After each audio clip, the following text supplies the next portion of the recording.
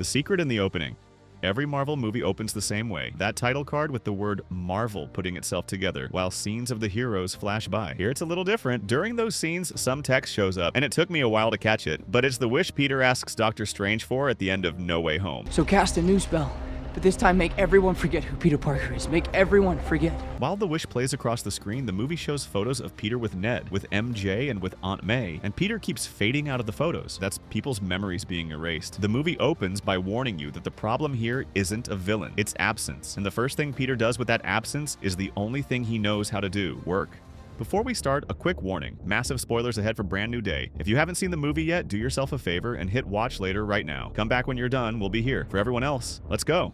Spider-Man's villains. The movie starts by showing that Spider-Man has been active for a while now, helping out the local cops, and it runs through a whole pile of criminals in a super quick montage. Most of them are on screen for less than a second, and every one of them is a big deal in this character's history. Like Boomerang. In the comics, he's Fred Myers, an Australian baseball player who turned into a hired thug. There's Tarantula, who in the comics is Anton Rodriguez from Delvadia, a fictional South American country, first showing up in Amazing Spider-Man 134 from 1974 with poisoned blades on the tips of his boots. There's Tombstone, Lonnie Lincoln, and that one is probably coming back in future movies. And there's Scorpion, who isn't some random villain. He's Mac Gargan, the same guy from the post-credits scene in Homecoming. It's not on you. It's on our little spider friend.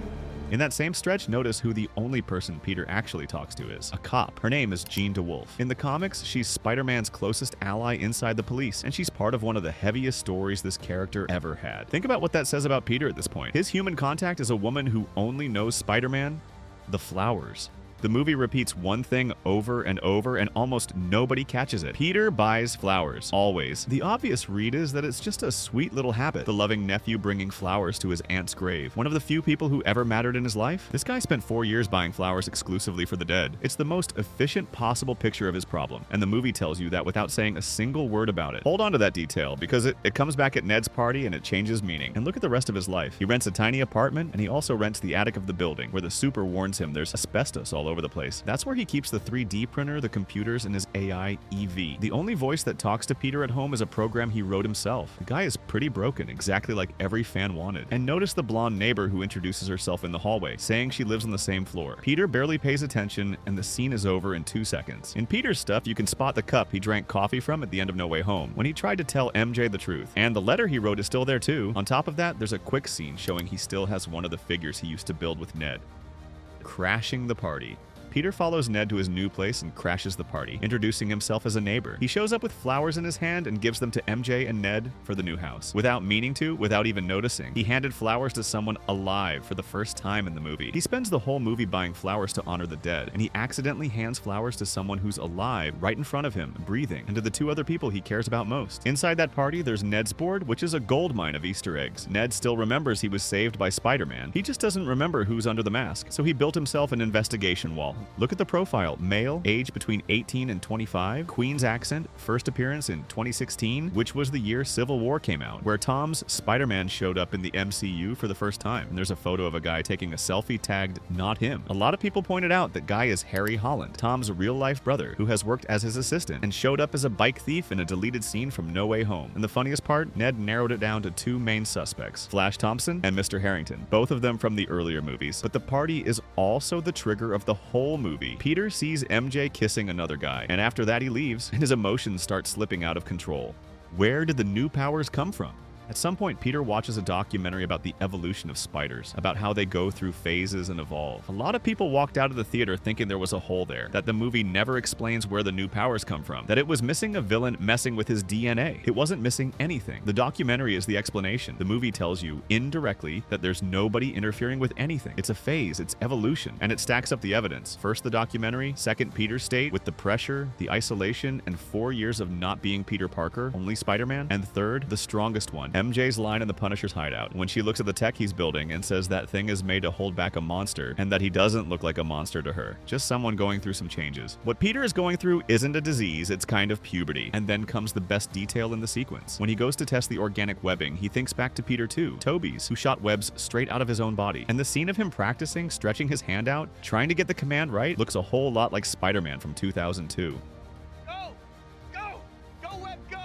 Besides the organic webbing, he also got more strength, more agility, and a much sharper spider sense. But it's not all roses. That evolution of his powers also brought a new personality to Spider-Man, one that doesn't care about consequences, but we'll get to that in a bit.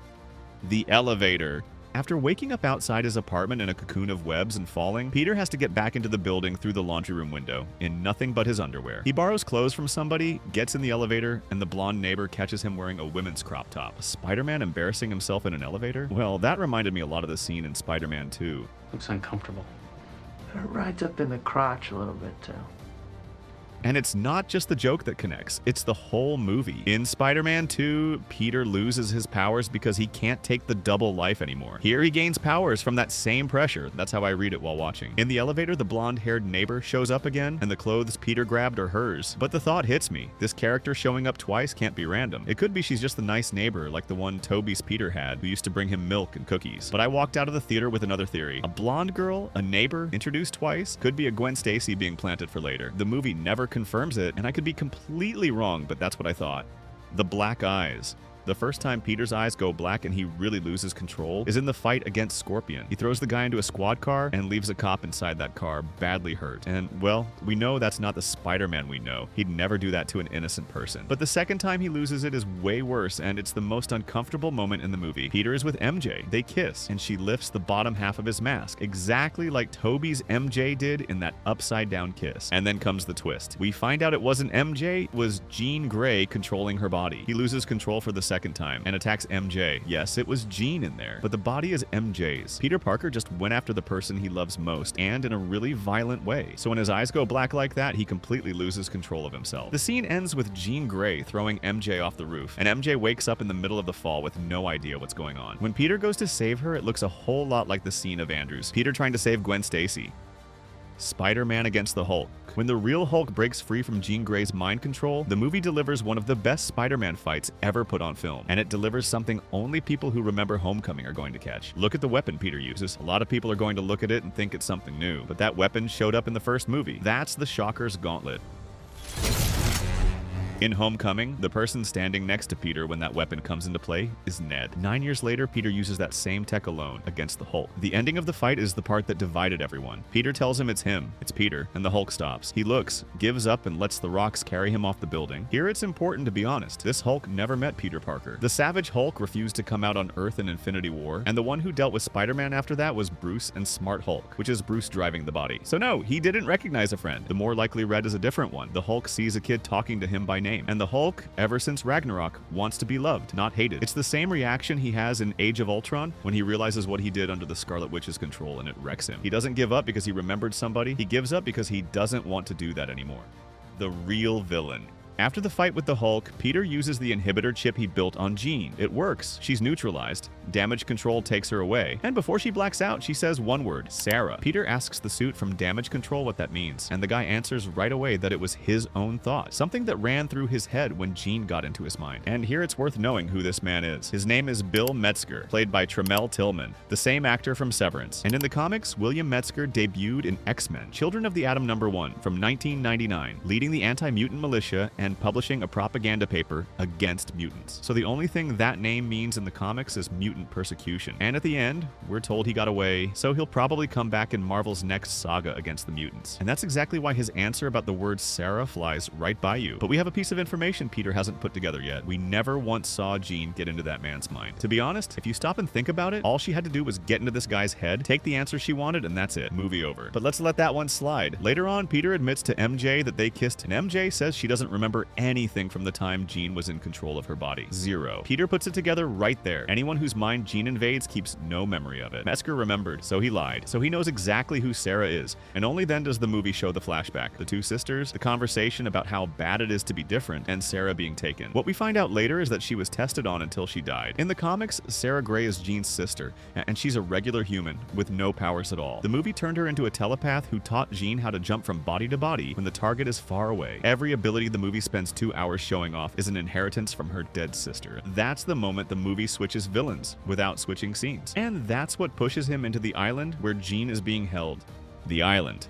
Peter breaks into the facility to save Jean, and inside the movie shows the heaviest thing of all. They're running the same tests on her that they ran on her sister. And there's something else in that break-in. Peter finds out Damage Control was already building weapons against him. The webs from his shooters are useless against that gear. While Spider-Man was working alongside the authorities already had a contingency plan for the day he stopped cooperating. And that's exactly when the ninjas come back. The Hand, that same group Peter takes down in a quick scene at the start of the movie, except now with Jean in control of them. And it's worth knowing who these guys are. The Hand was created by Frank Miller back in Daredevil 174 from 1981, and it's the same clan of assassins that terrorized New York in the Daredevil shows. So this isn't some new gang, it's an organization that already has history in this city and that we've already seen in action. And this is where Peter embraces the evolution for good. The eyes go black again, but look at what he does. He throws a ninja at an iron bar and saves the guy before the impact. Jean asks the question the movie spent 2 hours building up to. Be honest, are you Peter Parker or Spider-Man? He rips out the inhibitor chip and answers, both. That's the payoff of the arc. The black eyes weren't a disease, they were loss of control. And at least in this ending, it looks like he took the control back. Aunt May's memory. Jean hits a level of power not even Damage Control saw coming. She covers the whole island and part of New York, and Peter gets to the final confrontation with no way to win it in a straight fight. So he does the only thing left, he lets her into his head. The memory she finds is a conversation between him and Aunt May. And from the old suit, you can bet it's right after the end of the first movie when May finds out he's Spider-Man. And then comes the most beautiful directing trick in the movie. Jean ends up sitting in Peter's place. May isn't talking to her nephew anymore, she's talking to both of them. The line is this: the people who love you because of who you are. No matter how powerful you get, never forget that. She says more than that, but basically it's a moment of Aunt May helping both of them. For Peter, it's the compass he lost in 4 years of isolation. For Jean, it's the first time she feels someone else's emotion instead of just reading a thought. And the movie proves that isn't just a pretty speech. When the Punisher, up on a building with a sniper rifle, knowing nothing about what's happening in there, takes the shot at Jean, Spider-Man jumps in front of it. That shows even more that Spider-Man was trying to help her, and she pays it back, saving him in time for the Punisher to get there and carry him to the hospital. And then comes the most beautiful Easter egg. Frank carrying a wounded Spider-Man in his arms is a recreation of a page from Civil War, one of the most iconic images of those two. Do his friends remember Peter?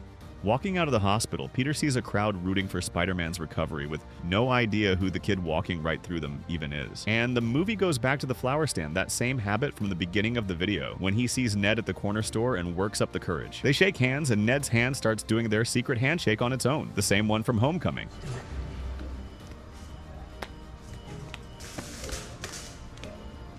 And Ned says, Peter, a lot of people are going to walk out of the theater thinking the spell broke. Remember what I said in the first section? The spell didn't just erase memory, it erased the physical proof that Peter ever existed. And the movie went even harder. MJ read the letter, learned the whole truth, and didn't remember a thing. If the entire truth in writing didn't undo it, a handshake isn't going to undo it. The more likely read is muscle memory, the body remembering what the head can't. Same principle as the scene where Doctor Strange rips Peter out of his own body, and the body keeps defending itself on its own. And now the detail almost nobody caught, MJ shows up on the school rooftop. That rooftop where the trio used to hang out and where the three Spider-Man met for the first time. Remember how they said every Peter has a favorite spot? That was the MCU Peter spot. Is there some place, like a place where he would go to just get away from everything? MJ is there. Spider-Man isn't. He's somewhere else looking out at the view, which might be the movie saying he's moved on, at least a little. Look at what she's holding. A necklace. And it's not just any necklace. It's the Black Dahlia necklace Peter bought her in Far From Home. That necklace broke in the fight against Mysterio, and MJ kept wearing it through No Way Home. Kept wearing it after the spell, and she's still wearing it now. 4 years later, without the slightest idea who gave it to her. She doesn't remember Peter, but she never let go of his gift. And closing out the movie, Jean shows up on a bus heading somewhere we don't know. In the comics, Xavier trained Jean privately when she was a kid, after her powers woke up through trauma, exactly what the movie does with her sister's death. Picking her as the first young mutant of this phase isn't random. The post-credits scene.